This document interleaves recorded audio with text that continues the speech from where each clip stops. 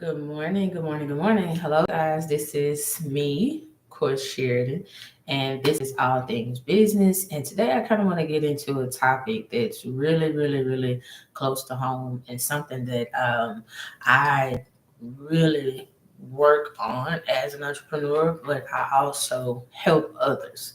So, of course, you guys know in my previous videos, if you watched them before, that I owned a behavioral health agency. I started that agency in 2016 and I just recently closed that agency here in Texas. I started in Louisiana and I closed it here in Texas. And with that agency, I learned so much about my mental health and the mental health of others and just the traumas and issues of others, whether it be adults or children. I've seen a lot in my field. But today I was working on something, working on a project, and it just dawned on me that a lot of times the relationships that we have, whether it be business partnerships, whether it be intimate relationships, whether it be friendships, we do not know that we enter into these relationships with these individuals and they have not unpacked their childhood traumas. They have not unpacked their issues. So we're walking into a landmine with these individuals, not knowing that we could potentially become the scapegoat of them unpacking their traumas and issues onto us. And a lot of times that can affect us as individuals. But for the entrepreneurs, that definitely creates a strong effect on how we show up in our business, how we make money, how we present ourselves to the world, and basically just, the whole overall of being an entrepreneur. So, of course, my video today, the topic is unpacking childhood trauma and how it shaped entrepreneurs and their business. I kind of want to give you a peek into my childhood trauma and the things that I endured as a child. I was the youngest girl. I had all older boy cousins. I had an older brother, and even my girl cousins, they they were like the boys. They were very masculine. They were pretty. They were gorgeous girls. They, were the it girls of the 90s, but they were the girls that you didn't mess with. If you had an issue, they were the ones that most times my male cousins called them to handle issues because they were just that legit. So I would grow up seeing this and, just the environment I grew up in. I believed that I had to be dominant. I believe I had to be dominant. I believe that I had to be quick. I believe I had to be quick witted. I believe so much of what I saw from those individuals that I didn't realize it affected my persona growing, throughout my life. So I grew up in a very community pharmaceutical background community, and I saw a lot. I saw how the males in my family represented themselves. They showed up dressed to the nines, even though they were only gonna be standing on the community, the corners or the streets and what have you in front of the house. They were dressed to the nines. They had a pocket full of money. They were able to navigate, quick. They would think quick thinkers. I saw so much every day just sitting outside or standing outside or just in passing around them. And even with the girl cousins, they were legit. They got money. They were just in everything. Everybody wanted to hang with them. They were the cool girls. And in seeing that, I'm like, okay, this is how I'm supposed to be in life. This is how I supposed to show up. I'm supposed to show up as a hustler. I'm supposed to show up as dominant. I'm supposed to show up as aggressive. I'm supposed to move fast and quick money. And that is how I believe life to be. So fast forward, in college, I showed up to college freshman year. Freshman year, you wasn't supposed to have a job. You wasn't supposed to have a car. I had my own car. I had my own job. I had my own money. I had it in my mind I was gonna get out here and hustle. I was 17, far away from home. And I knew the only way for me to survive was to hustle. And I did that. I hustled. I hustled hard. I even hustled so hard to where my friend, who was one of my professors and turned out to be one of the largest pharmaceutical sellers in at that time in that area. And we clicked because I was accustomed to that community. I would do illegal trafficking activities, and I knew it was wrong, but that's what I grew up in. I saw that's how I made my money. And a lot of people might look at me, and a lot of people know me from past times, and they'll be like, she quiet. She's not, no trouble, and not knowing I'm hell on wheels at that point in my life. I mean, I would have done you something had you ran up on me at that point in my life. Knowing the stuff that I have in my trunk, knowing that, what I'm carrying in my purse, like at that time in my life in college, I was so accustomed to the fast, harsh lifestyle that that's all I knew. That's how I knew how to operate. That's the environment I even attracted while in college away from home. So from freshman year up until my senior year in college, this is who I rode with. I was in the trenches. I was the girl that would roll up to the clubs, and I had all of these guys around me. And I mean, I'm just decked out, pretty, long hair, the dress, the high heels. My girls from the early 2000s know the big heels with the big clubs on the front that we used to wear. You understand what I mean? I'm dressed to the nines, but I'm surrounded by a bunch of guys that in this day and age you would be terrified to see. And I'm just comfortable, I'm cool, so I'm with these guys and I'm knowing what the lifestyle is, but I'm okay with it because I grew up in it. So I would see them navigate, I would see them do their business. And again, this is what I thought you did to survive, to make money. It wasn't foreign to me. And growing into my young adulthood and graduating college, I then, of course, I mean, go back, I wanted to go to law school. That was initially the reason why I went to college, because I wanted to go to law. I wanted to save the world. But I took the LSAT, got everything going, and I knew I was going to be in the feds. And a lot of people laugh at me when I say that. And I'm like, no, I'm for real. Because this is the background and the environment I come from. So I know I'm only going to work with these individuals. And working with these individuals come with cash. It comes with quick and abundant cash. And I'm like, I better not do this because I know the way that I think. And I hate this to this day. My mama told me, and I, of course, I do not agree with it. I do not receive it. I do not accept it. But she was like, you think like a criminal. And I'm like, we live in a criminal environment. Of course I think like one. You did not allow me to be in a better environment. You didn't even try to put me in a better environment. So of course I think like this. And that, even that fueled me into, you know what? Okay, I'm gonna think like where I come from, and I did for a long time. That showed up when I first started my agency. It showed up in the manner of I moved fast. I moved so fast, and the things that I was doing and how I was making that money, I was making money hand over fist. And I mean, it was flowing.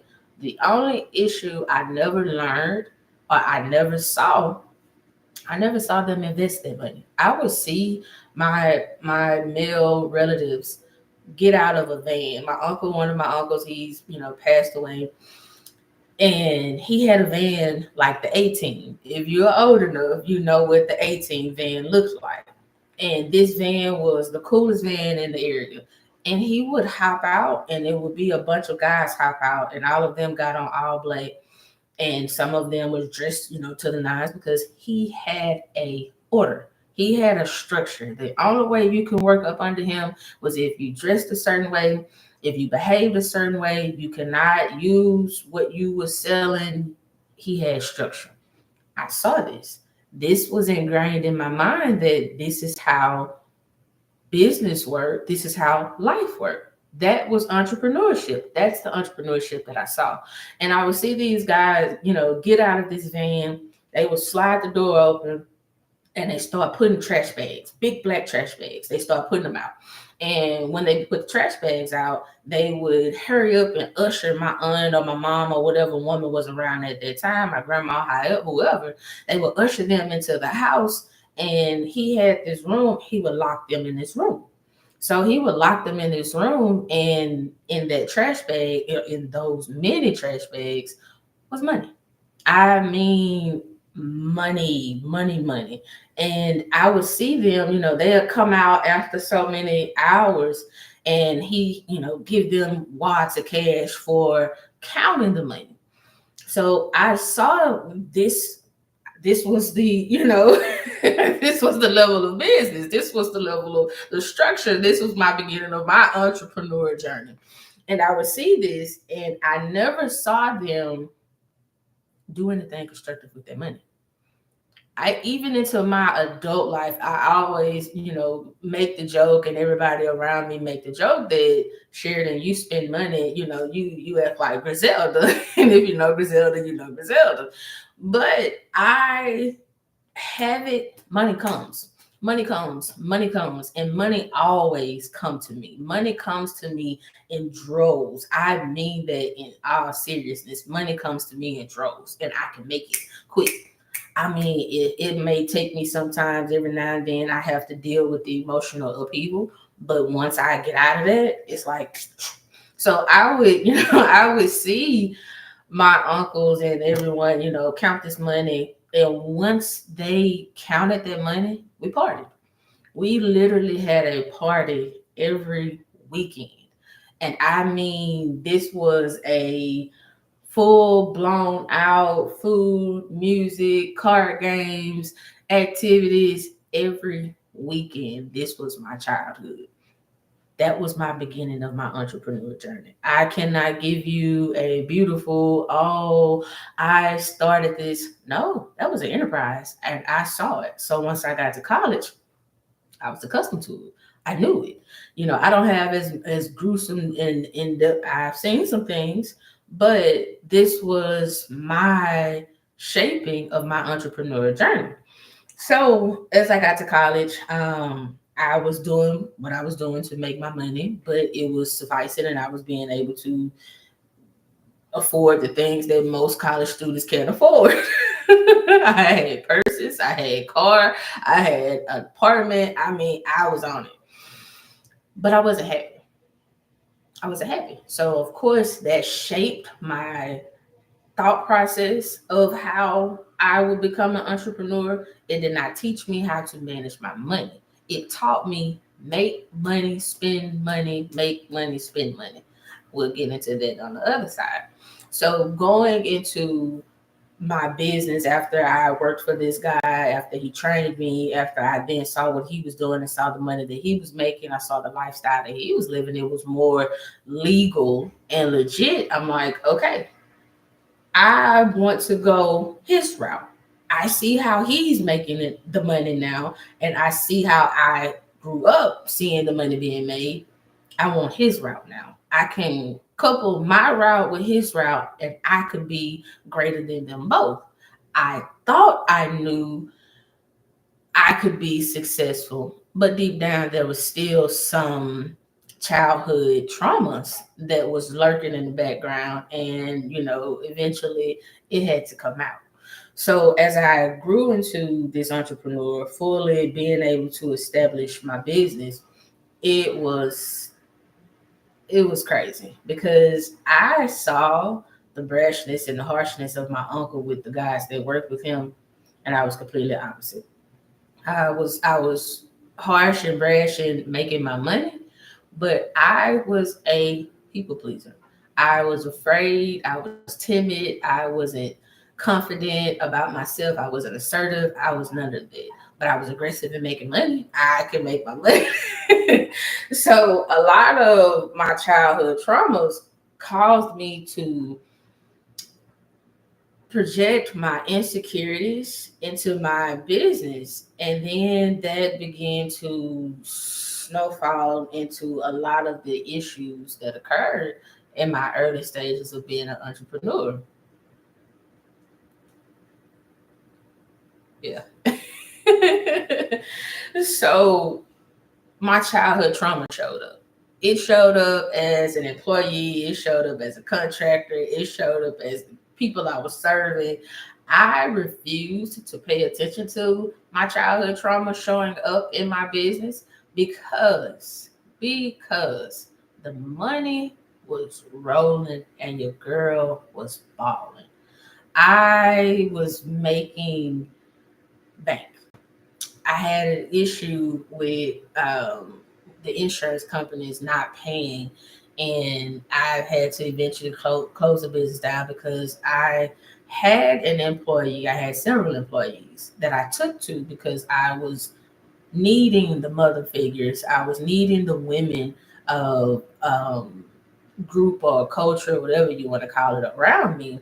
But I wasn't paying attention to the behavior and the true nature and character of these women. And they took advantage of me just the same as the circumstances with my mom as a child.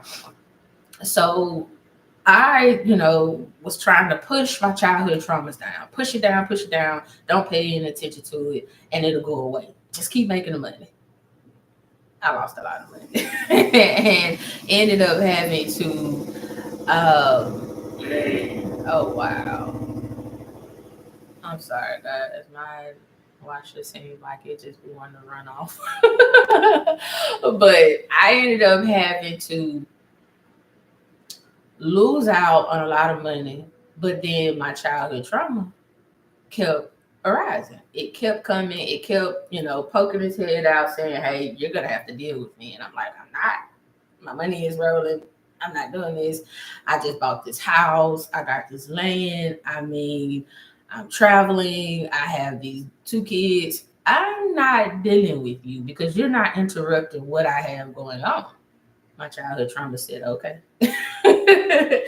But I it was definitely time for me to acknowledge and deal with my childhood trauma. So a lot of people, you have people, trauma is trauma, but childhood trauma, it causes a detrimental effect on your lifestyle as you grow older if you do not deal with it sooner.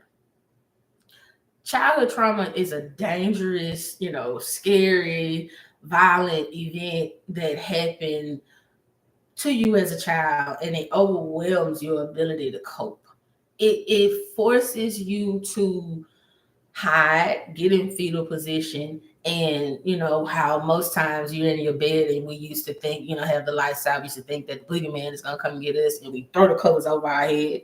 That is what childhood trauma is. Like, I'm gonna cover my head, I'm going to not look at it, and maybe it'll go away. It does not until you deal with it. And a lot of times we find coping methods to help us suppress it.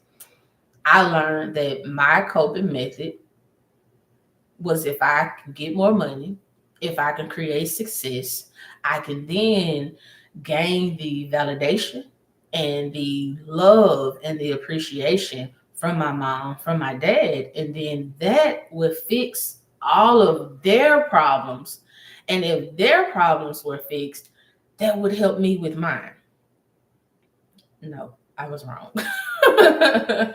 um, Common types of childhood trauma that a lot of people experience can be, it can vary. A lot of times you can have abuse, mental, physical, emotional, sexual. I had a lot. You can have neglect. I had that. You can have loss. I had that. I had so many different childhood traumas that no one never stopped to ask, "Are you okay?" I was told as a child my opinions didn't matter. I was told as a child nobody cared. Nobody, absolutely gave one care about my emotional well being. I was told this. I was told that I was a pest. I was annoying. I was told so many things as a child simply because I existed. I just existed. I was neglected. I was left around, in the house all the time. Thank God I had older male cousins that looked after me. And I mean, they looked after me. Even up until this day, I'm still the baby and, I'm almost 40. And they still look after me. They will come running for me. If I call my brother, it's going to be a serious occasion. So there are so many aspects of my childhood trauma that shaped me as a person that I still wanted to suppress at that time. But those are a lot of the traumas that a lot of people endure. And I even endured it up until I think I even endured it up until my children were born and still having to encounter a mother who was very abusive, narcissistically. I feel like I got this lip gloss on my lip, y'all. I'm sorry. But very narcissistic, very abusive verbally. Yeah. Um, and the link, just to know that I'm in my head thinking if I become successful, she'll stop. If I become successful, she'll love me. If I become successful, she'll validate me. If I become successful, she will then consider me worthy enough to not mistreat me. How do you think that translated over to my entrepreneur journey? Bad. I was still making money. But it was so bad to the point that I mentioned in a previous video, I was paying people. Of course, when you're an entrepreneur, you're your boss, you have contractors, you have employees. I do, a video coming about employees and all the things that go into the good, the bad, and the ugly. But I pay you based off of what you work. People would come to me, even though they just gotten paid. I've just paid out a ton of money. I still have to pay the business bills. I still have my own personal bills. I still have kids. And they're crying and I need help. And y'all, I'm paying car notes.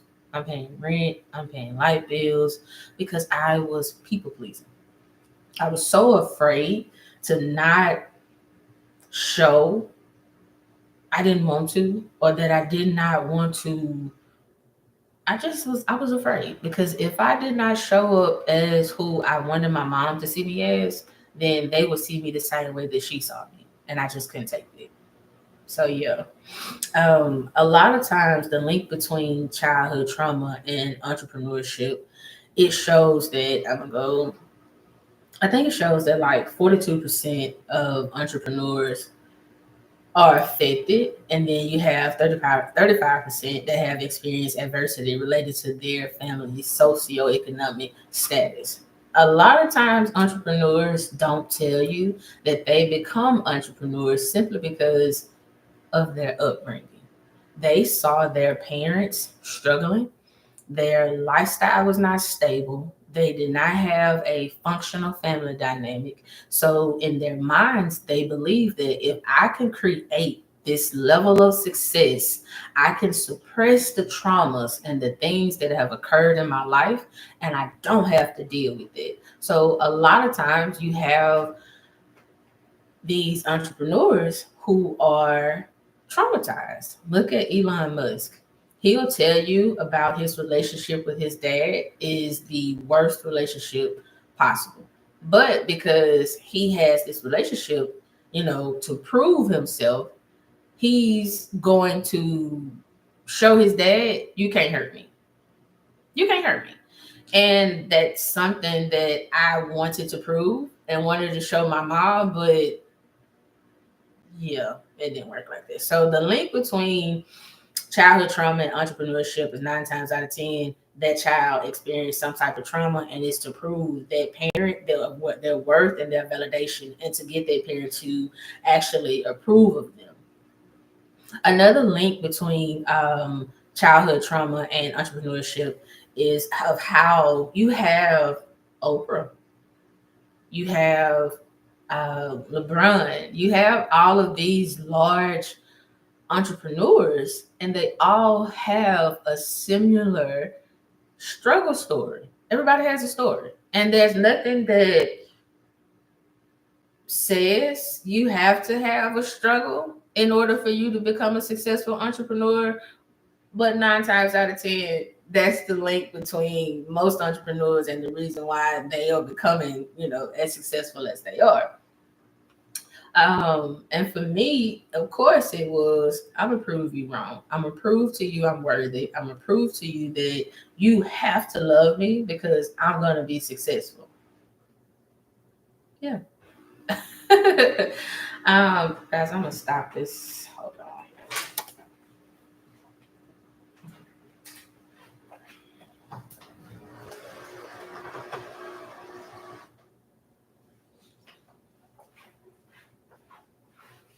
I know if I didn't stop it, it's gonna sound like it's about to take off, and I just can't have it. So, I apologize for that. I might have to take that out, but we'll be okay.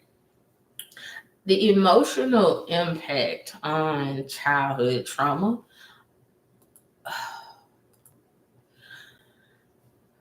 it can create a very big interruption in your personal, business, intimate parent life. Again, a lot of times trauma affects us based off of our self-esteem. Um, my self-esteem, even though I had what I considered as success, I had very low self-esteem. Even though I was the it girl, even though I was the one, having the house and all of this, my self-esteem was low. My confidence was low. And I knew I could be as bright, but I just simply chose to hide. I didn't want to be seen. I felt that if I was seen in my successes, I had not even just felt, I experienced it.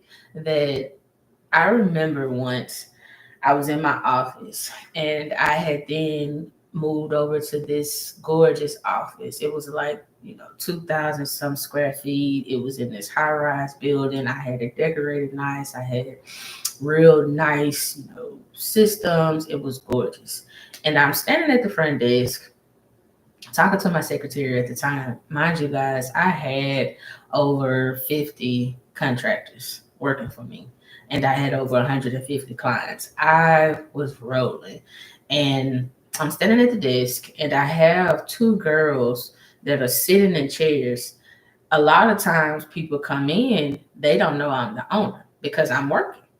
I would tell people, do not tell them that I'm the owner. And the reason that I didn't want them to know that I was the owner, because a lot of times I did not want people to come in and have this, I don't know, I guess I was kind of ashamed. I was kind of ashamed that I was young and I was successful, and I didn't want people to feel like I was better than them, even though I had what I had. So I would tell my staff, don't tell them who the owner is. I know. But these two young ladies, I think they were being interviewed. And of course, the girl at the front, she was a little ghetto, but she was sweet. And my mom was sitting next to these girls. And so they did not know that that was my mom. They did not know I was the owner. And what was crazy is that my mom sat there next to those two girls and they were like, it's ghetto. They assumed that another one of my admins was the owner. And that is a story in itself because that took a different lane that I didn't even know until situations happened. But my mom sat there with those two girls and she looked me dead in my face, knowing I'm her daughter, knowing I'm the owner, and the girls, I could hear them earshot saying how the owner was ghetto and how the business was ghetto and this, that, and the third. Mind you, they're trying to get hired there. I was one of the agencies paying more than majority of the agencies in the area at that time. So of course they saying what they're saying, not knowing I'm the owner. I don't look like an owner because I'm assuming that the way this office was, they would be thinking that no young woman was the owner of this. It was me. And my mom sat there and looked me dead in my face and smirked. And I was so outdone.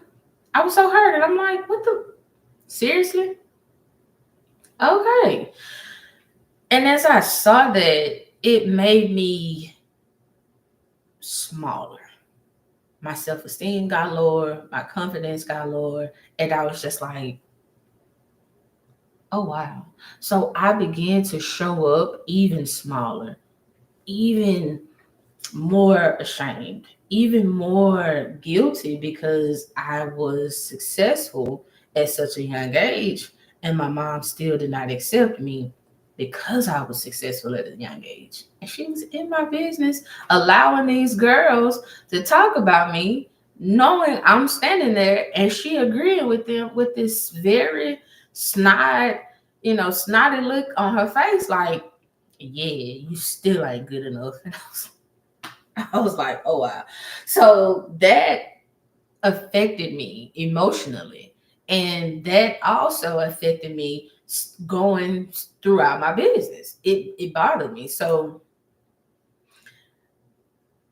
I can say emotional impact of childhood trauma also creates the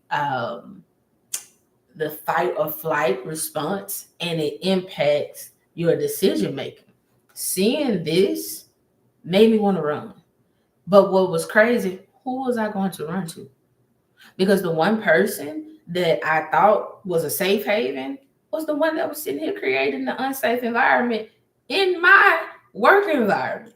And you're like, I don't know where to go. So anytime a situation occurred in my business, I tried to overcompensate. I try to over analyze. I try to over everything. And my decision making was so skewed. I could not make functional decisions, especially when it came to people in my business. I always chose wrong. I mean, I always chose wrong. But I knew how to make my money. So I was making money, but I was in fight or flight. I was in bad decision making of hiring the wrong people. I kept hiring wrong people. Even up until this agency I just did in Texas, it was like I don't know what's wrong. And just come to find out it's me. It's me suppressing my childhood trauma. So hopefully you're able to work with your childhood trauma and able to see what is going on in your business currently and why is it going on. And 9 times out of 10, I can guarantee you it's something that you're suppressing within yourself that you're not allowing yourself to deal with and bring it to the forefront. With it, the behavioral manifestations in business. Yeah. My trauma influenced my business behavior because your girl had a fear of failure. I was a perfectionist. I avoided, I won't say I avoided, I would take a risk. I would take a risk. I would take a risk knowing I don't have a full, stable foundation because I told you in the beginning, I saw the money coming, but I did not know how to manage it as I should have. Now, don't get me wrong, I had a lot of lease properties. I had properties. I was ahead of my time. I really was ahead of my time. However, I did not know how to fully stash all of that money that I was making away. I was going to go buy properties. I was putting in, about me a house and taking trips. I was doing things like that because in my mind, this money was rolling. So I never fully invested and took the time to really put my money where I should have. And yeah, but my behavioral manifestations were fear of failure. I was a perfectionist. I was afraid of poverty. And I believe that if I did not succeed, I would have to go back to my mom's house. And that was one place I did not want to go. I did not want to be there because of the trauma that I experienced and endured as a child, even at the age of up until like 21, when I was still in my mom's house after I came back from school, from grad school. I did everything to not go back. So, fear of failure? Oh God. I couldn't fail. I could not fail because if I failed, that meant I had to go back to her house. If I went back to her house, she was gonna be able to bully me. She was gonna be able to take my money. She was gonna be able to talk to me crazy and treat me all type of ways. She was also going to laugh at me at saying, "You're not better than me. You're not worthy." So I could, and that affected a lot in my business at a young age, in the early stages of my business. Another thing about that, my leadership style, like I mentioned, I was afraid to, well, not afraid, I was ashamed to let people know that it was my business. I had an older lady, she used to be my nurse practitioner, and I had grown a relationship with her as my nurse practitioner. She took care of me. So I'm assuming that, hey, I'm going to go back and hire her because she was so nurturing to me, she and her daughters at her clinic, when she had her clinic, that I could trust her. There go me with that mother wound looking for a mother. Y'all, I allowed her to work at my agency. And because of her status in the community at that time, I would tell people that she's running everything. I would give her that full access to run it because I had a mother wound. And that mother wound showed up in my business as me feeling inferior to her because she has licensure, let alone not feeling worthy enough to operate my business or to show that I was the one in ownership. So my leadership style was very passive, and it became aggressive when I would feel like my money was at stake. But other times I was ashamed, I was afraid, I was guilty, and I just didn't want anyone to know that it was me being successful because once I saw my mom care less about my success, I minimized my character, my leadership, and that created a very passive aggressive leadership style that did not work and turned out well in the end. So hopefully you don't make the same mistakes that I made and deal with that trauma. Um, some entrepreneurs channel their trauma into creativity and innovation, and a lot of times it works. You got your Elon Musk, you got your Oprahs, you got your LeBron James, you got all of these people. You have even people that is not as big as them or not as known as they are, but they can channel it. However, when you have deep rooted issues that you refuse to deal with and allow someone else to help you deal with them. Guys, you want to know what's crazy? I owned that behavioral health agency and had never gone to a therapist ever. I did not start going to therapy until I moved to Texas. I'll tell you when I started going to therapy. I did not start going to therapy until we were in the midst of the lockdown. That's when I started going to therapy. Now, throughout of all of the things that I've occurred in my early stages of my entrepreneurship, I didn't go to therapy. I refused to go to therapy because I refused to be like the clients and the people that I was serving. And I refused to acknowledge and accept that I had the same issues, but I wanted to save them from theirs, and mine really didn't matter. So that was me channeling my traumas into, if I could provide this great, that's me channeling into my innovation. So a lot of times you have a lot of entrepreneurs that are able to overcome, but for me, I don't feel like I have done as much success as have. I have, but I still don't give myself the credit for it. I don't feel like I channeled it as well, and I still have a lot of self blame. I'm working on it. I'm starting to think my therapist need a therapist for me. So yeah. My coping mechanisms. Okay.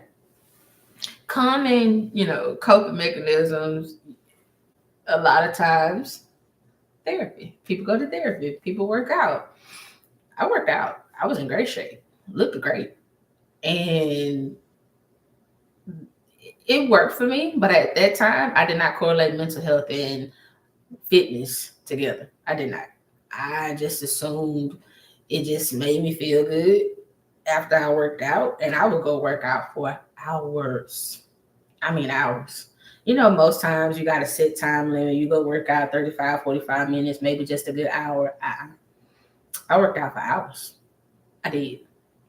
And I felt that I had to keep pushing, keep pushing, keep pushing, because that dopamine made me feel like, oh, okay, I couldn't show up as who I wanted to be in my business or in my life. So when I would go to the gym, I showed up as strong. I showed up as confident. I showed up that my body was going to make up what I couldn't present. So my coping mechanism was avoidance, overworking. I would overwork myself.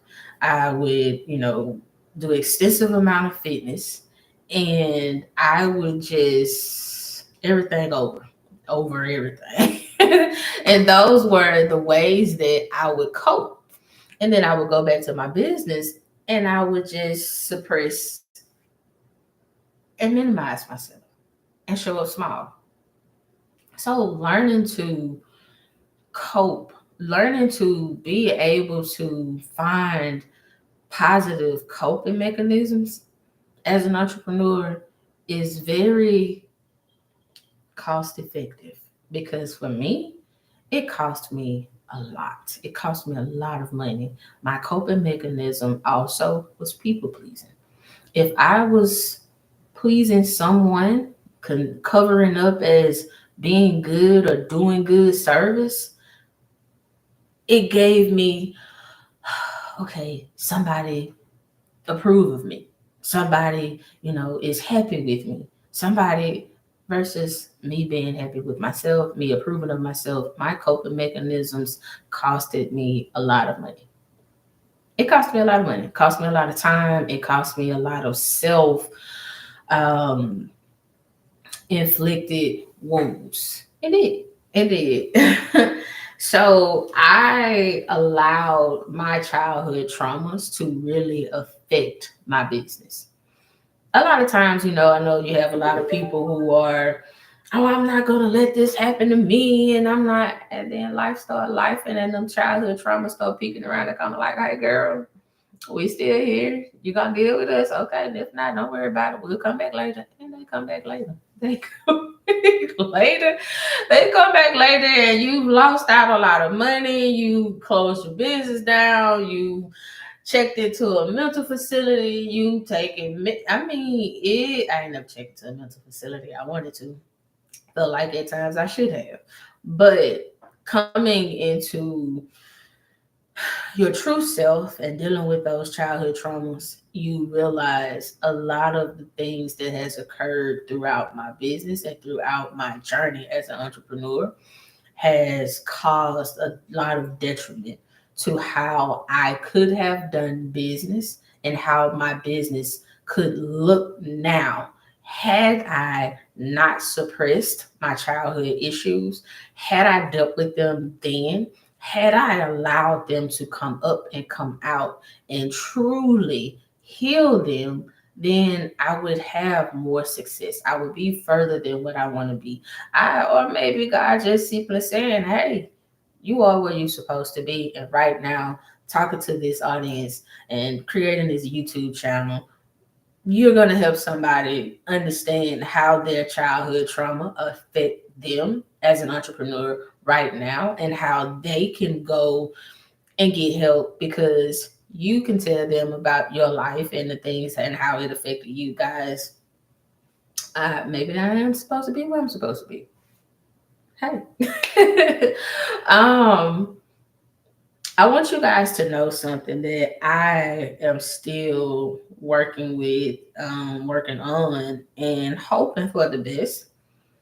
Create you a support system. Create an ecosystem of people or individuals who can hold you accountable, who can constructively criticize you and your behaviors, who can tell you, hey, slow down. This is not you that I know. They can tell you about you when you're overexerting, when you're people pleasing, or when you're walking into those childhood traumas subconsciously and not aware of what you're doing. They can pull you and reel you back and say, hey, wait a minute. Wait a minute. Let's focus. Let's see where we are. Create a support system of individuals who authentically and genuinely and unconditionally will be there for you. I did not have that. I still don't fully have it. And I'm working on self to create that, to hopefully attract that type of ecosystem and support system that will say moving into this next season of business, even though I am switching over to a whole different industry, this is where you should be and this is the bottom line. This is how I'm looking for that and I'm creating that, but I'm working on self in depth to do that. A lot of that also creating a network. You have some business acquaintance, that you can talk to, and they can give you constructive guidance. They can be mentors. They can be individuals who say, hey, I know you, I may not know you personally, but I know you in business and you do great business. And most times when you show up this way, but there's something going on. A lot of times you can encounter people like that. Create a great network. Create an ecosystem. Create an environment within your company or your workspace that allows you to find safety because you're going to need it. You're going to need safety. You're going to need that mental safety, that emotional, that financial, even spiritual. But you're going to have to create an environment where you feel safe in order for you to thrive. No, you cannot have your cousins around you or people around you that grew up with you in that same childhood trauma because they're not going to allow you to grow. They're going to, I remember when they're going to continue to keep you festering in those traumas. If you do not remove yourself from them, it's okay. It's okay to leave them. It's okay to disassociate. It's okay for you to say, this is not conducive for my growth as an entrepreneur and where I want to go and where I see myself. So you have to create your safe space. You have to create your ecosystem. You have to create a better and more positive work environment, and network and social circle. You also need to get help and deal with the issues, deal with the traumas that they happen. You have to be honest with yourself. They happened. Stop suppressing them. They happen to you. And you cannot run from them. You can't out drink them. You can't out party them. You can't out socialize them. It don't matter how many pretty dresses, shoes, purses, watches, men's with your suit. It does not matter how you try to cover it up, because those were things that I did. It's still there. You still have to deal with it, and you still have to be honest with yourself and let yourself know that, hey, we need to deal with this, because if not, this is going to ruin us, and this is going to sink the ship that we thought was unsinkable, hence the Titanic. So you're going to have to deal with those childhood traumas. A lot of mine, I'm working on it, and I'm not working on it. I done worked on a lot. Trust me, I've done a lot. But to move into this new phase of my life and this age, of my life, I have realized that my traumas are actually my badges of honor. I gained them. I gained life experiences. I gained them. Basically, they're my trophies. I know that sounds crazy, but I can tell you I have a lot of wisdom. I have a lot of experience, and I have a lot of trust in myself to know that I can teach you and tell you about business culture, a lot of things, of course, all things business. And eventually we'll get more in depth with that. And I want to bring out more of the social issues that a lot of people don't talk about as an entrepreneur. And I think a lot of that is more personal to me. So I feel that if I can teach you based off of my personal, you will gain introspective and insight into how you are navigating as an entrepreneur. And you are then to begin to see it from a different point of view based off of the aesthetics that we see on social media, right? So I'm going to leave you guys with knowing it's okay. It's okay. The traumas hurt. I know that when you think of them, when you think of the people who caused the traumas, when you think of these situations, the circumstances, you were a child. You were a child. You did not know at that time you could stand up for yourself. You did not know that you can fight for yourself. You did not know that was right. You did not know that wasn't, right, wasn't wrong. You didn't know. You were a child. But now, as an adult, you have a responsibility to go back and let that inner child and your childhood self know, I'm here to protect you. I'm here to heal you, and I'm here to help you move forward on this journey, and that we are going to get better, we are going to be greater, and we are going to be successful. I hope you get the help that you truly, truly need. And I hope you don't allow your childhood traumas to affect you any longer in your business, on your journey, and that you see that you are worthy, you are valuable, and that you can heal. You can heal. You can heal. We all can. If not, you don't feel it, I'm here. Let me know how I can help and how I can be a part of your healing journey, and we'll figure it out.